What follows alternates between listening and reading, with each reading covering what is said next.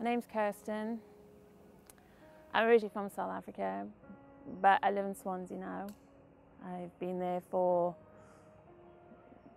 13 years, maybe. I kind of grew up carefree kind of life. I had a very protective kind of upbringing. I was one of those kids where everything came pretty easy. I didn't really have to work too hard at things. I had a very encouraging kind of family, and my parents weren't really big Christian church-going people, but you know, I still remember getting my first Bible when I was 5 or 6. It was only when we moved to, when I was 12, 13, we moved to well, I was 8 actually, we moved to a place called Howick, and my parents started going to church. I was kind of between Presbyterian and Baptist, and I loved it. I mean, I loved Christ, I loved God. I was like, couldn't wait. I was so full of the Holy Spirit. But as I kind of moved on in high school, and as you do, and it was like a bubble burst, and all of a sudden I didn't want to know. I didn't want to be known. I didn't want to have to do anything. I didn't want to be in the spotlight. It was a time where someone just came to me and said, you know, you're so full of yourself because you're in the school play and you're the head. And it was such a stupid thing to say, but it kind of set me off on this spiral. And I remember standing there the next day, sort of looking there going, they're right, I'm making such a fool of myself. And it kind of down spiraled from there. So by the time I was 18, 19, I left school, I just wanted to be like everybody else. And I kind of walked away from God, and I started rebelling. And not so extreme as some people might, but there was that sort of fear factor that I think my folks had set in me a little bit. But I became a student, and as student life was, I started drinking and smoking and partying it up every night. And I wanted nothing to do with God. I just wanted to be like everyone else. But at the same time, my sister became a reborn Christian, and I had to live with her in my second year. And it was like such a battle going on between the two of us. I never hated her, I just hated what she stood for. I resented her, I resented her friends. I thought it was a load of rubbish. I wanted nothing to do with what was happening. At the same time as well, my father was diagnosed with cancer and had 6 months to live. And his dying wish to me was to be a reborn Christian, and I was like, no. Sorry, I don't care if you're dying, but I'm not going to be a hypocrite. And the funny part is, I knew in my heart what I was doing was wrong, but the conviction in my mind was so convincing. And I look back now, and I kind of wish I had done it differently, obviously, because I am now, but you don't see things like that, especially when you're young and rebellious. It was also the first time I experienced, how to put it, in my first confrontation with the spiritual realm, I guess. I remember going to one of the nightclubs we hung out at. It was our local proper nightclub, and I remember sitting there, and there was a group of people in there that had formed a circle, and they were doing this really weird dance, kind of trance stuff, and this guy in the middle was standing there, and he had bleach blonde hair, and he just stopped, and he looked straight at me, and he walked straight out of that circle, and he came straight up to me, and he just started doing this really weird thing at me. It was enough to scare me and my friend that we actually kind of got up and left, and it kind of freaked me out. But a few weeks later, it's when I remember being asleep, and I experienced my first, and I know this is going to sound crazy, but it was very real to me, but I felt the wind blowing, and I felt someone was coming into this room, and I felt this presence above me, and it just stood above me, and it terrified me. It absolutely terrified me. But I was asleep. I was actually asleep. But in my sleep, I felt like I could fight this thing off. I could feel it. I could smell it. I could taste it. It was so real, and I was terrified. And even though I didn't want to acknowledge God, I was calling out to God somehow. But I woke up, and I remember waking up, and my heart was pounding. I was thinking, thank goodness that was a dream. I mean, that can't be real. And then, of course, a few days later, you start thinking it was just made up. And that was the start of it for me. Not that I really recognized it as anything, but it's continued throughout my life, especially at times where there are big changes. So that was my first real experience with spirits, I guess. Sort of understanding the bigger picture beyond how we see life and the realm that we live in. And life continued, and you know, I moved a lot. I felt infallible. I felt like I'd lost my guidance in my life, even then, even though I didn't recognize it. And I had no structure to my life. I felt like I was never satisfied. I couldn't settle down at anything. I couldn't go long at a particular job because I was bored. I needed more. I needed that fix of something. I think the next poignant moment in my life, if I think about it, was when I moved to Cape Town. I met a lot of interesting people there. It was a very spiritual place. A lot of people into, we call it New Age now, I guess. I had friends who worshipped the moon. I had friends who believed in everything, you know. I remember walking to my friend's house, and this is where I first discovered about guardian angels. And I remember walking to his house at night, and I had to cross a forest. And I heard my name called out. I was like, I kind of looked around and think, well, who was calling me? Enough to stop me, and it terrified me as well, because I thought, where did that come from? And I remember just bolting across that little patch and running to this friend who was so excited. Oh, your guardian angels were protecting you. And that's the funny part, is that we do, as Christians, believe in angels. I do personally believe in angels. That's what they protect, and they will intervene, and perhaps that flat tire is preventing from an accident. So already I had the building up of the misconception of what truth is and what isn't, with the whole spiritualism that we're living in. I then met a woman who was in a dark time, that she described it, when she was no longer healing and she was no longer doing her Reiki, and she explained things like chakras and all these things that come with it. She went on to introduce me to crystals, and I met another girl at the same time who did my astrology chart and wanted to do a Reiki session. So I went for my first Reiki session, and I remember being there, and she did this, and as her hand went over me, I just felt the surge of something come out of me. It was really scary.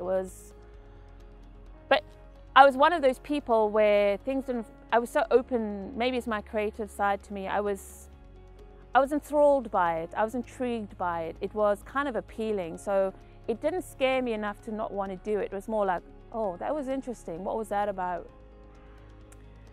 So straight away from a young age, I was plugging into different aspects of it.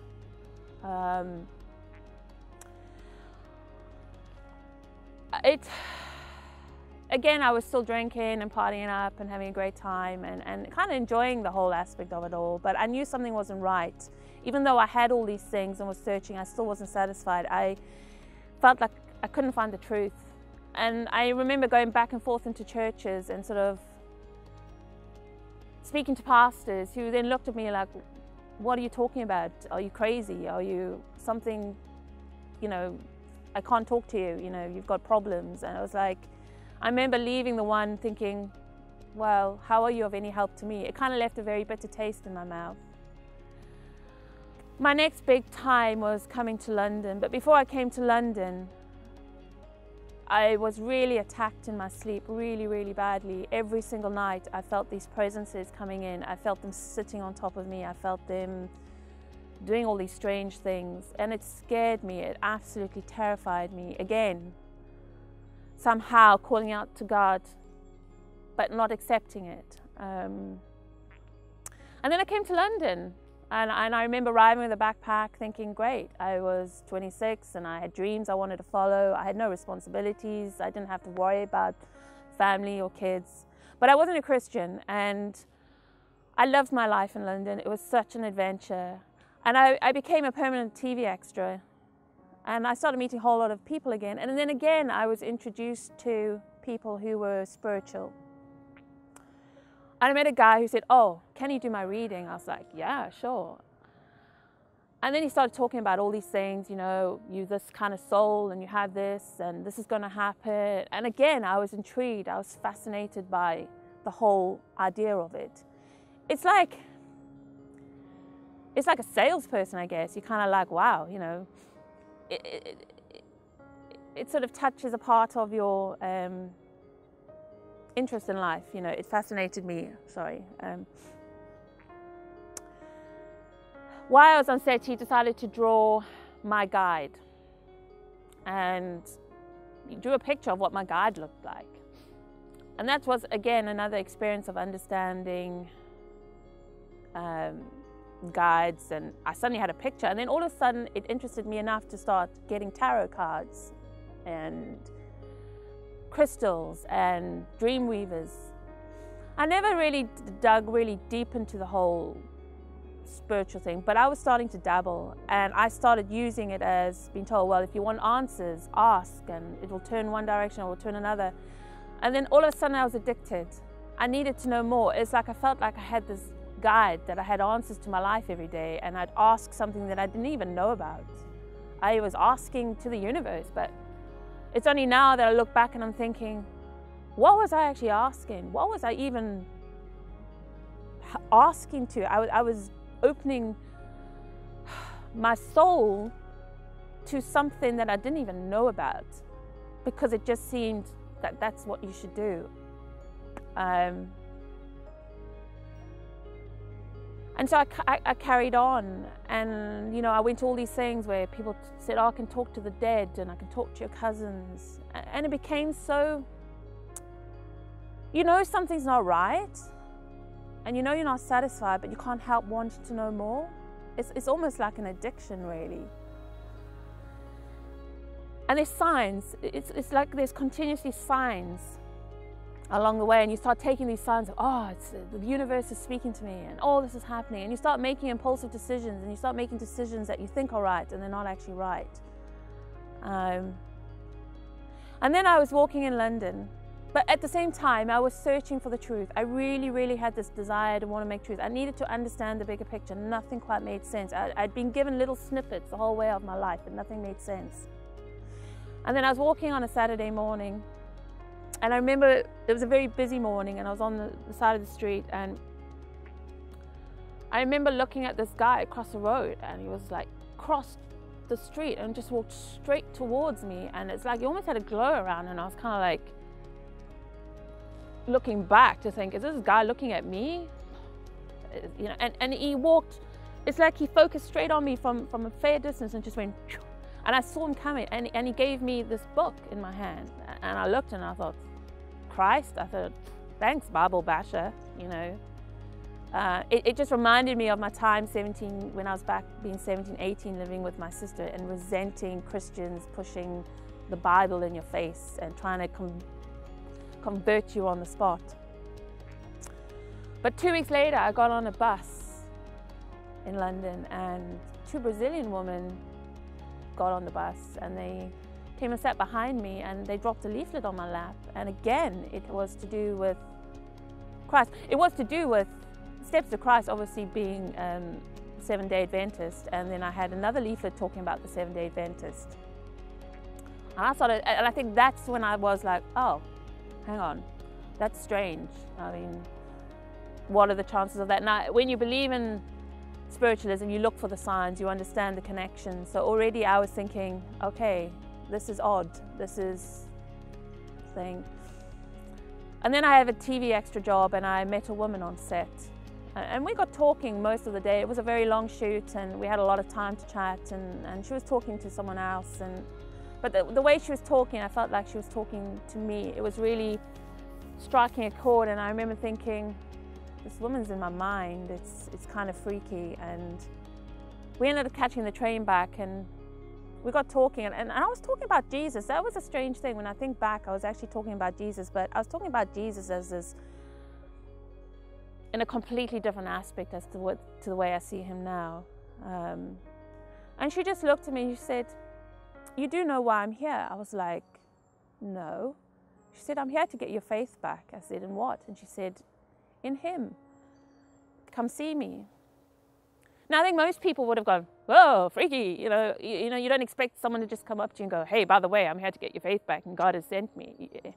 You know, but because I was already open to that kind of concept and idea, I kind of knew, okay, someone's meaning business here. And I went and I saw her, and that's when my life changed. You know, I was given The Great Controversy, which again is quite a significant book for me, because when I read the book, it suddenly explained to me everything I had been looking for and searching and trying to understand.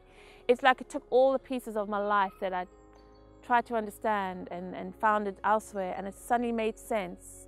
If you are a spiritualist person, you believe in spirits. That's what we do. We believe in something we don't see. We believe in the realm. We believe in something out there. It's only when you become a Christian that you just realize how dangerous it actually is, because it doesn't actually look dangerous. You're plugging into things you don't understand, and you know, I often think about how quick I am to analyze everything to death, and I'll research everything and I'll see if that's the right perish thing to buy or this. But I was so willing to give the most precious thing I have, my spirit, over to Satan, really. Whether you want to call him Satan, whether you want to call him evil, whether what you ever want to call him, the reality is there is good and there's bad, and you're either on one side or on the other side. And it makes me love God so much, because he didn't just pick me out of the crowd to come home when I needed it the most, but he put me in a place where I really found the truth, where everything finally made sense into my head and I felt satisfied. I didn't feel like I needed to continue searching for answers. I had credentials to look at. I had a Bible to look at. I had a plug-in source that didn't hide anything. It wasn't selling something on the outside but was empty on the inside. But it took a long time for me to let go of that power that I felt when I was dabbling in the spiritual world. She made me tear up this picture of the guide, and it took me days and days and days to do that. I held onto my tarot cards for years. I held onto all the things that I used as a tool to get answers, because God had to break down my thoughts. He had to break down how I'd been programmed to think about life, my impulsiveness, my bad decisions, my choices of life. I'd forgotten about the things I was good at. I couldn't keep to anything because I had no structure in my life, because I put all that power in myself. This is the thing. We think we have the power to change ourselves. That's what we get taught, and that we can do it for ourselves, but we can't. We can't do it for ourselves. They say pray to a God in the universe. And who is that? And it's only now that I've sit here and I think, I was falling into a trap, and I was falling really, really deep into a trap that can be very, very, very difficult to get out of. And I was on a side of the fence that sold it to me that it was really good. It was appealing. You had magic, you had power, you had all these things. But the moment I went onto the other side of the fence, I started getting interactions of its true colors. It started revealing its true colors, because suddenly I was getting attacked from all angles. And I still do. I was in London, and I remember just being attacked by this guy just banging on the call box, just banging, get out the call box, get out the call box. But there were 2 empty call boxes in front of me, and he was getting more and more angry. and he was enticing me and he was having a go at me. And then I got out and he looked at me and says, "Don't think you're doing me any favors, you know." And then he said something to me that I'd said to myself that very morning. He said something to me that no one else could have known. And I knew then I was confronting the spirit of something. And it might sound strange to some people who don't really understand the whole spiritual side of things, but I still have attacks in my sleep. I still have things where I'm told, "Your God, is your God going to save you?" The hedge was lifted, you know, and I look back now and I think God allowed these things to happen in my life, because by understanding what you're dealing with, you can encourage other people to say, "Don't go there. Don't. It's not worth it, because it's addictive. It's appealing, and it's becoming more and more fashionable. It's every day now. But what are you plugging into?" And my journey's come a long way with God, my relationship with God. And the best part is, He still speaks to me the same way that I used to deal with when I was dealing with spiritualism. He still has that little voice. He still has the signs. There are always signs along the way. I'll ask for a sign and something will drop in my lap, or an answer is answered through other people. Nothing's changed, except I've got the best of best. I've got the best because my foundation is in His words. I know that when I'm plugging in, that I'm not just plugging into something I really have no idea if it's going to fulfill me or if it's going to actually answer my questions. But now I plug into the source that I know God answers my prayers. He answers my questions. He gives. I don't have to wake up in the morning and try and figure out my life anymore. I don't have to pray to the universe and hope that somehow my life will have direction. It's difficult to say to someone who's a spiritualist not to do it. I understand where you're coming from. I do. I know it's exciting. It's appealing. It's, hey, why go and be a Christian when you can be a spiritualist and do it for yourself? But I think if you really were honest with yourself and actually take a step back and really think about it, you're not satisfied. You're not satisfied because you don't actually have the answers. You really don't. And this is what, it's a fine line, and this is the power that it has. It doesn't, it tempts you with God, but it doesn't want you to believe in God. I know the understandings that people have. I'm around friends every day in my life who believe in, say, you know, their mums have gone to see some person who can speak to the dead and tell them the future. But it's not real. You know, it's planting seeds in your mind that you really have no idea if it is. You know, it festers in your mind, it festers in your thought, it starts controlling you, it starts thinking, oh, this could happen, could it be tomorrow? And then you don't have the answer, so you want to find the answer again. So you go back for more. You need that. And really, it's such a simple thing that when you find God and you find Christ, and you have the Word that actually has the answers about who God is, where He comes from, what He's about, how He's worked in people's lives. You don't have to be perfect. You can make mistakes. It's a relationship with Him that He knows how you work. He doesn't expect you to be any different. He knows how your mind works. That's how He found me. He found me the same way I was searching on the other side. He knew how I thought. He knew the signs. He knew I'd look for the signs. He knew I needed not just the normal. You know, I needed something magical. He knew I needed something special. He knew I needed things.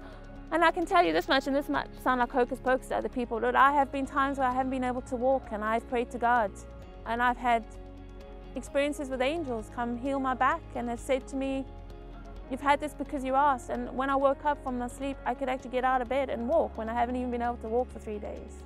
It doesn't go away. But the difference is, it's not me trying to do it for myself. It's putting it in someone else who knows about my life, who knows what the future is going to hold, who knows what's good for me. He intervenes. He will protect you. And as tempting as it was on the other side and appealing, it never offered me that. It never gave me that satisfaction. I never got proof. I just got told, well, try this new book or pray to the universe. And you know, Satan's not stupid. He will give you little bits of what you want, but he doesn't want you to have satisfaction. He wants you to keep dabbling in stuff that you don't understand. You're opening the most precious thing that you have on this life, and that's your spirit. And I'm talking to people who are spiritualists. If you believe in spirits, you believe that you have one for yourself. So don't you want to know what you're actually giving it to? Yeah, he's a guide, but who is this guide? Where's he come from? Does he have any testimonies? Can people testify what this guide has done? So I say to you, if you are questioning, what have you got to lose trying the other side? What have you got to lose challenging God? Asking him, well, if you say you're real, then show me a sign. He did it for me. And I look back and I think, I wish I had known that 20 years ago when my dad was dying. I wish I had that satisfaction instead of wasting 20 years of my life, letting go of all the gifts God gave me. But the best part is it doesn't matter where you go or what you walk away from. It's never too late with God. He restores you. He reminds you of your gifts. He cleans you up. Satan doesn't make it easy to let go. He wants to keep his hold on you. It's not, it's not easy letting go of the power that you think you have to change yourself and heal yourself. But you're allowing spirits into yourself. Spirits you have nothing about and know nothing about. And I know because I've confronted it. I've been face to face with it. And I'm very grateful to be with the Adventist Church. You put me back with the truth. I understand the spiritual battle. I understand the traps that I fall into. And I'm hoping that all these plugs and sources that I've plugged into was for God's purpose, for me to be able to recognize what we deal with every day. To say to people, don't do it. It's not worth it. It's a pit you're going to fall in, and it's going to be a pit that you're just not going to get out of. It's dangerous. It's dangerous because you don't actually know how. It's dangerous because you don't actually see how dangerous it is, Don't plug into something you don't understand. You would never send someone you loved somewhere that you don't understand. So don't do it for yourself. It's not worth it. The peace and the satisfaction I feel now as a Christian outweighs everything that I felt trying to search on the other side. And I guess that's all I can really say is that give it a go. If you're prepared to go to some person who comes up to you and says, I'll heal you, and that you don't even know, just calls himself a spiritual healer, then what have you got to lose trying to have a relationship with God? Ask him. Say, well, you proved me wrong. Prove me that the other side isn't better. Come on. Why should I go with you when I can have it all for myself? Ask him. If you're questioning, ask him. He can move mountains if that's what it needs and if that's what it takes. You're not going to lose what you feel. You're just going to feel peace because the power is no longer with you. It's given to someone who really, truly knows everything about you.